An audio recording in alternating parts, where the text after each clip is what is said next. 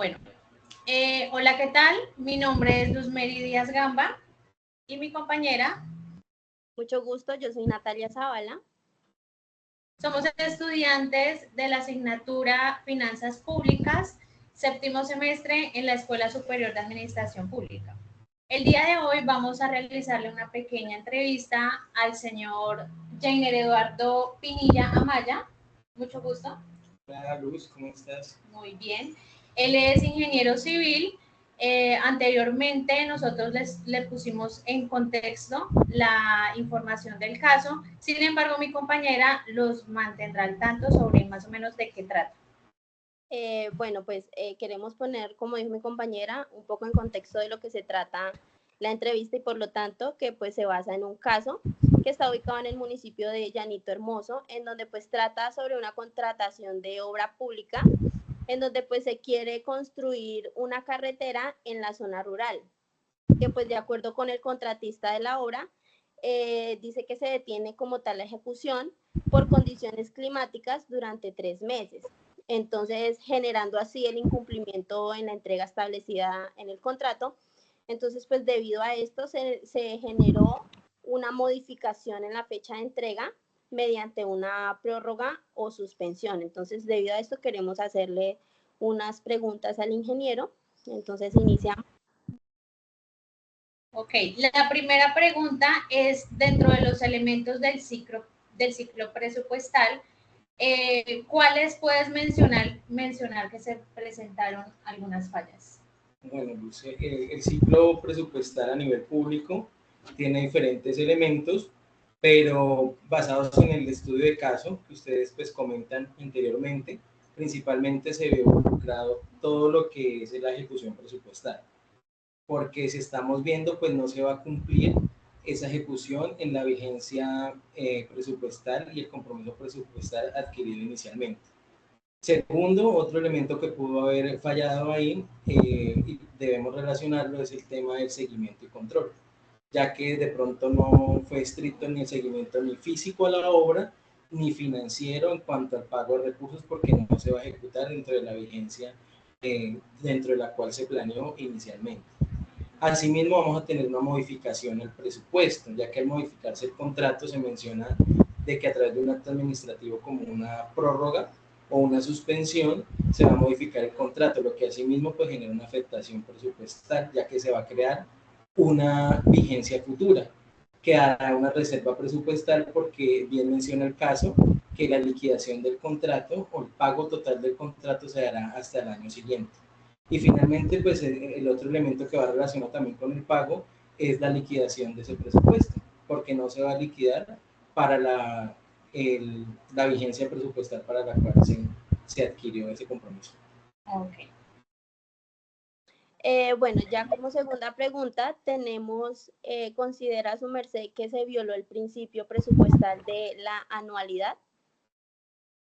Sí, claro, porque precisamente el presupuesto, el principio de la anualidad lo que marca es que los compromisos presupuestales adquiridos se deben gastar durante el año fiscal para el cual fue adquirido, y en este caso pues nos estamos pasando a una vigencia futura. Ok, siguiente pregunta. ¿Cuáles fueron las dependencias involucradas de la alcaldía? Bueno, pues ahí no se menciona de pronto quién era el encargado de hacer la supervisión técnica del contrato, pero en este caso pues principalmente asumo que por el tipo de contrato que menciona, que es un contrato de obra civil, pues estaría relacionada a la Secretaría ya sea de Planeación e Infraestructura o de Obras Públicas del municipio.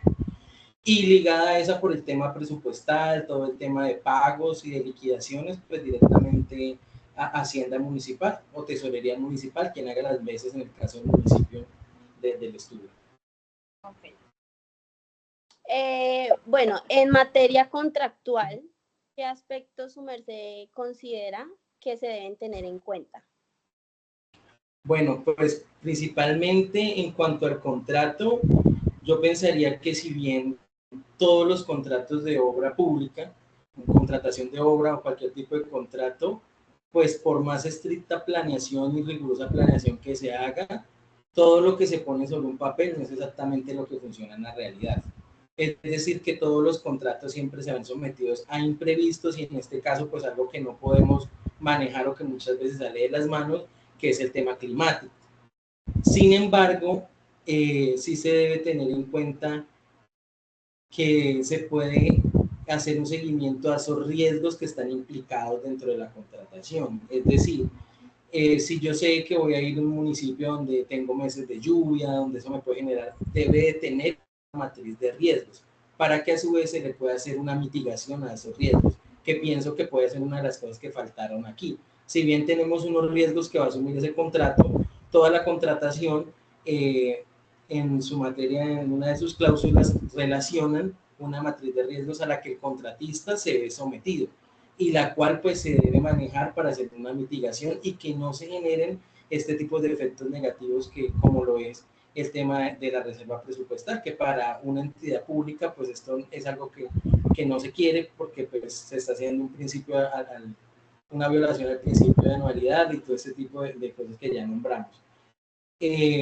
Y también el seguimiento, lo que yo les decía, en este caso si yo sé que van a haber lluvias, se debe hacer el seguimiento por parte contractualmente, pues si hay una interventoría, inicialmente la interventoría, sino la supervisión técnica donde, bueno, tenemos las lluvias, ¿cuáles son las acciones de mitigación? Hay dentro del presupuesto y dentro de todo contrato de obra también se paga un tema de imprevistos. ¿Cómo están ustedes sobrellevando esos imprevistos? Por ejemplo, tenía descapotado y tenía excavaciones y se me inundaron. Bueno, ¿dónde están las acciones para mitigar esa inundación de esa excavación? Entonces, ¿dónde están las motobombas? ¿Dónde está todo el tema para secar esa? Para que tratar de que en lo mínimo se me retrase el contrato de hacer un seguimiento a la programación de obra que debe presentar también el contratista. Y a su vez, pues los informes periódicos. Si se está haciendo una revisión estricta dentro de la supervisión técnica y venga, yo estoy mirando que no se tiene con el avance de obra planeado para llegar a esa meta de que, por ejemplo, si era para 8 meses, entonces que en esos 8 meses el contrato se pudiera terminar. Pero si no estoy mirando que el contratista tiene un avance, el avance que se debe tener proyectado, pues entonces ya la entidad y desde la supervisión técnica también hacer ese seguimiento, involucrarse, llamar a comités y decirle qué está pasando para tratar de llegar a la meta contractual y que se pueda liquidar ese proceso. Ok. Con respecto a la siguiente pregunta, ¿cuál sería la participación del control político y ciudadano? ¿Cómo se podría ejercer y de qué manera? Bueno, yo soy de los partidarios de que el control político se debe hacer en todo municipio, pero se debe pues, hacer correctamente.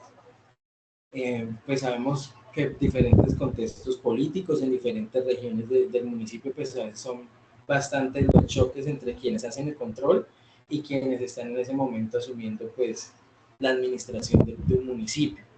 Pero yo soy de los que digo que el control político no debe ser solo, venga, rinda cuentas de lo que se está haciendo, sino ayudar a que esas cuentas se rindan bien.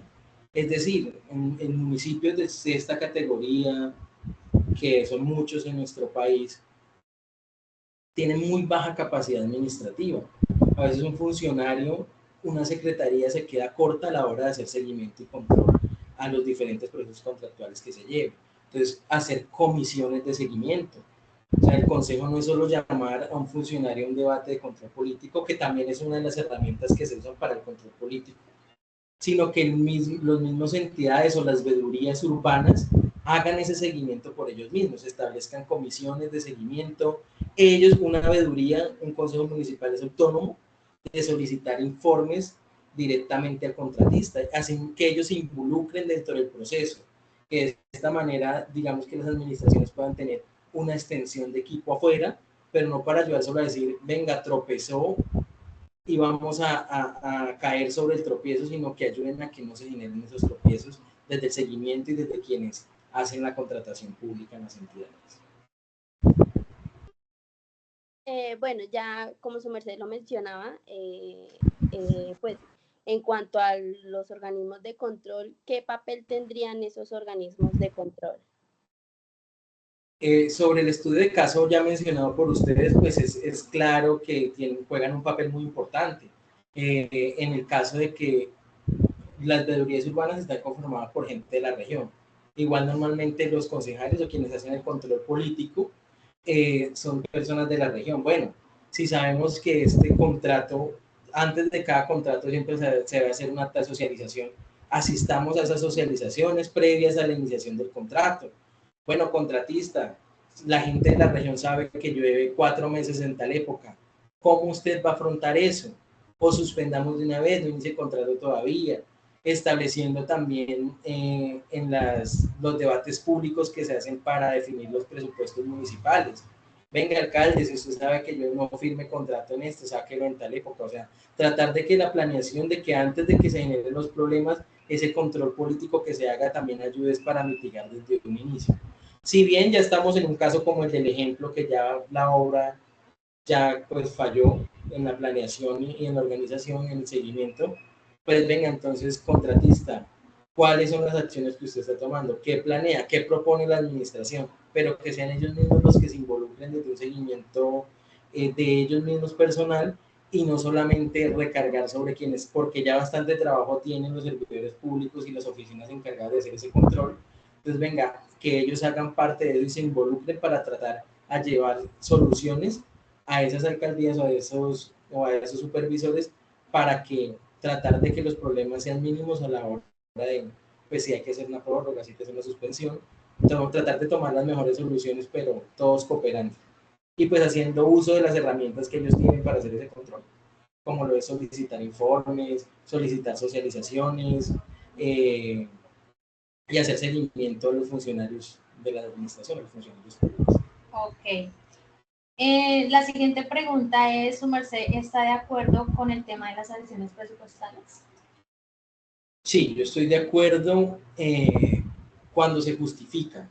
Una adición presupuestal, pues no se debe hacer así porque quise engordar este contrato o porque quise, no sé, estoy haciendo una vía, entonces me llegó un recurso y yo inmediatamente quiero cumplirle porque tengo un compromiso político. No, porque esto pues es caer en muchas otras fallas y violar otros principios, otras normativas, sobre todo el principio de la contratación pública. Pero hay muchas veces, como lo mencionaba iniciando la entrevista, que por más de que se planee cosas que se salen de control, hay imprevistos que no se pueden prever. En ese caso, cuando es justificado y no se pierde la esencia del contrato, que es clave, desde que no se pierda la esencia del contrato y desde la prórroga, tanto técnica y tanto legalmente, se pueda justificar esas adiciones, para mí están bien. Y cuando esas adiciones también, sobre todo, es cuando se ha involucrado en incumplimiento del contrato, que es vital que esas adiciones se hagan para que se pueda llevar a cabo el objeto contractual sin perder su esencia. Bueno, con respecto a la siguiente pregunta es, ¿cuál sería la posición desde el punto de vista tanto municipal como el contratista? ¿Cuál sería esa posición entre ambos? Perdón, en cuanto al caso, ¿Cuál sería esa posición desde el punto de vista del municipio y desde el punto de vista del contratista? pues como contratista y desde mi experiencia, digamos que mi punto de vista pues siempre va a estar en defender ese acto administrativo que se debe hacer, que pues digamos una firma contratista pues no va a perder el recurso que ya ha invertido en esa ejecución inicial.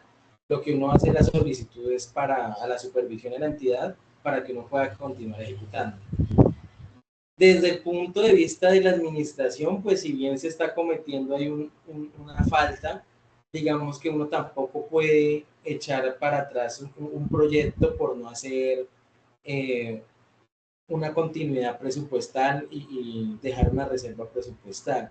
Yo creo que en todos los municipios siempre se presentan estos casos. De la experiencia que tengo es algo muy común, justificar de manera correcta esa suspensión, esa prórroga, esa adición en tiempo que se va a generar en este caso del ejemplo, y hacer un control estricto. Apenas se inicie la nueva vigencia, la nueva anualidad, hacer ese control para que no se nos convierta en prórroga tras prórroga, que también es algo que debemos evitar.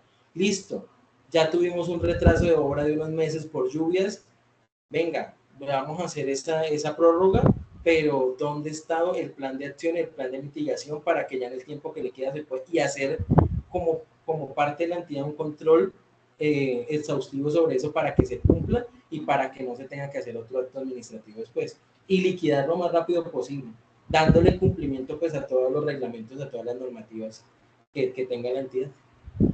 Ok, ya para terminar esta entrevista, como última pregunta, desde el punto de vista presupuestal, ¿cuál sería el proceso de afectación del gasto? Bueno, pues el gasto se ve afectado, uno, porque no se le va a dar como la planeación para la cual se adquirió, porque el gasto se adquirió para un año, pero nos vamos a pasar para otro. Se ve afectado también porque pues, el pago se extendería para el siguiente año, entonces este excedente no cerraría yo el ciclo presupuestal de la anualidad para la cual se proyectó, y finalmente se vería afectado por la liquidación, porque sin hacer pago, pues la entidad no puede hacer liquidación de ese compromiso presupuestal adquirido. Ok, bueno, ya con esta pregunta finalizaríamos la entrevista. Muchísimas gracias, señor ingeniero. Muchísimas gracias a los que nos están mirando, nos están viendo. Esperamos que hayan tenido claridad con respecto al caso y nos estaremos viendo en una próxima oportunidad.